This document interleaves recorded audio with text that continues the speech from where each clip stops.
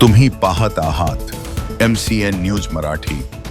हिंदवी स्वराज्याचे संस्थापक छत्रपती श्री शिवाजी महाराज यांच्या 396व्या जयंती पर्वावर बुलढाणा जिल्हा परिषदेच्या प्रशासकीय इमारतीच्या मुख्य प्रवेशद्वारी राष्ट्रमाता जिजाऊ व बाल शिवबा यांच्या शिल्पाचे अनावरण केंद्रीय आयुष मंत्री प्रतापराव जाधव यांच्या हस्ते करण्यात आले।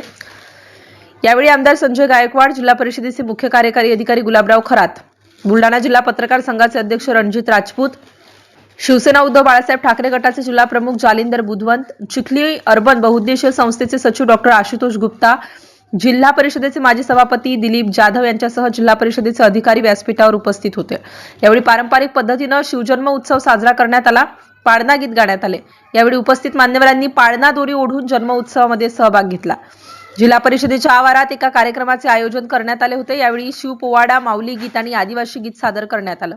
या कार्यक्रमाला जिल्हा परिषदेचे कर्मचारी मोठ्या संख्येने उपस्थित होते।